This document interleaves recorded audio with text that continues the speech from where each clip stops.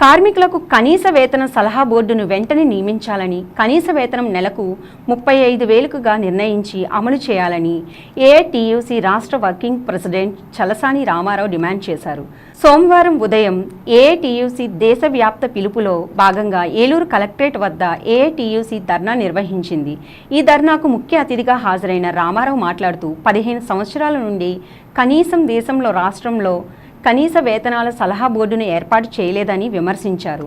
Corporate సంస్థలైన Reliance, Ambani, Gautam Adani సంస్థలకు రాయితీలు కల్పిస్తున్న ప్రభుత్వాలు ప్రైవేట్ పరిశ్రమలలో పనిచేస్తున్న కార్మికులకు కనీస వేతనాలు నిర్ణయించడంలో శ్రద్ధ లేదని దుయ్యబట్టారు. దేశంలో డాక్టర్ ఆర్ ట్రైడ్ కమిషన్ నిర్ణయించిన ప్రకారం ఈ రోజు ధర వరకు అనుగుణంగా నెలకు 35,000 జీతం అమలు చేయాలని ఆయన డిమాండ్ చేశారు.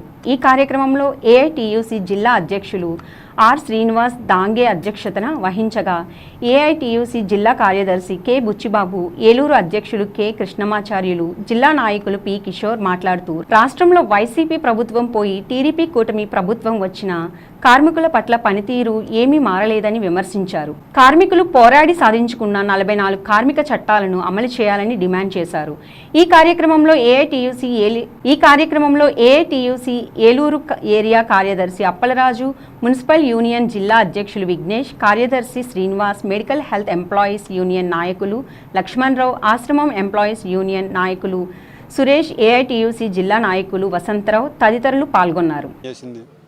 దీనికి అంతర్జాతీయంగా డాక్టర్ ఆక్ట్రాయిడ్ అనే ఆయన రూపొందించినటువంటి ఫార్ములాని అనేక దేశాలు ఆమోదించినాయి. మన దేశం కూడా ఆక్ట్రాయిడ్ ఫార్ములాని ఆమోదించింది.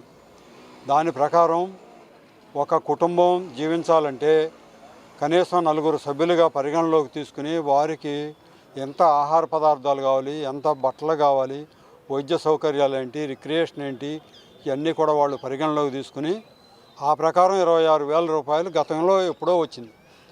దాన్ని ప్రాతిపదికగా తీసుకుని ఇవాళ వచ్చినటువంటి నూతన అవసరాలని దృష్టిలో పెట్టుకుని దానికి అనుగుణంగా నిర్ణయిస్తే కనీస వేతనం 35,000 రూపాయలు ఉండాలని చెప్పి ఆ వర్క్షాప్లో నిర్ణయించడం జరిగింది. వీటన్నిటినీ కూడా పరిగణలోకి తీసుకోకుండా కనీస వేతనం అని చెప్పి అరకొరగా ఏదో నిర్ణయం చేసి దాన్ని కూడా అమలు చేయలేనటువంటి ఒక పరిస్థితి మన దేశంలో రాష్ట్రంలో కూడా ఉంది. అందువల్ల దీని మీద భవిష్యత్తులో పెద్ద ఎత్తున కనీస వేతనం 35,000 ఉండాలని చెప్పి ఏఐటీసీ ఇతర ట్రేడ్ యూనియన్లను కూడా కలుపుకొని దేశవ్యాప్తంగా ఒక ఆందోళనని రూపకల్పన చేసేటువంటి క్రమంలో భాగంగా ఈ రోజున దేశవ్యాప్తంగా ఏఐటీసీ ఈ ఆందోళనకు పూనుకోవడం జరిగింది. కేంద్ర ప్రభుత్వం ఏం చేసిందంటే 44 కోట్లని 4 కోట్లుగా విభజించి యజమానికి లాభం వచ్చేటట్లుగా కార్మికుడికి ఉద్యోగుడికి నష్టం జరిగేటట్లుగా చేసింది. దానివల్ల మరి అందరూ కూడా చాలా దెబ్బతింటారు. కాబట్టి ముఖ్యంగా మేము చెప్పేది ఏంటంటే ఆ 4 కోట్లని రద్దు చేసి 44 కోట్లని అమలు చేయాలని చెప్పేసి ఏఐటీయూసీగా డిమాండ్ చేస్తున్నాం. ముఖ్యంగా ఏంటంటే ఇదేదో కొంతమందికి వచ్చేది కాదు, కొన్ని లక్షల మందికి ఉపయోగపడుతుంది. కనీస వేతన బోర్డు కనుక వేసి కనీస వేతనాలు కనుక ఇచ్చినట్లయితే షాపుల్లో పనిచేసే వాళ్ళు ఉంటారు, ప్రైవేట్ హాస్పిటల్స్లో పనిచేసే వాళ్ళు ఉంటారు, ప్రతి చాట మన కర్మాగారాల్లో పనిచేసే వాళ్ళు ఉంటారు.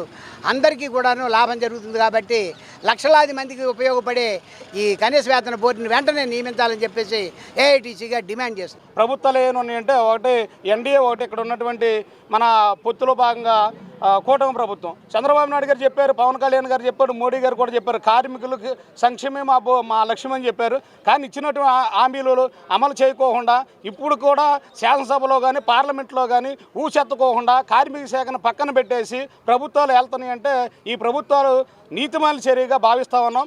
ఇది చాలా దుర్మార్గమైన చర్య. కార్మికులు లేనిదే ఇవాళ ఏ ప్రభుత్వ రంగ సంస్థలు కానీ కార్మికులు సంబంధించి కానీ ఏ నడవదో. కానీ ఈ విధంగా ప్రభుత్వాలు తీసుకుపోవడం దుర్మార్గ చర్య అని ఈరోజు వివరిస్తూ ఉన్నాం.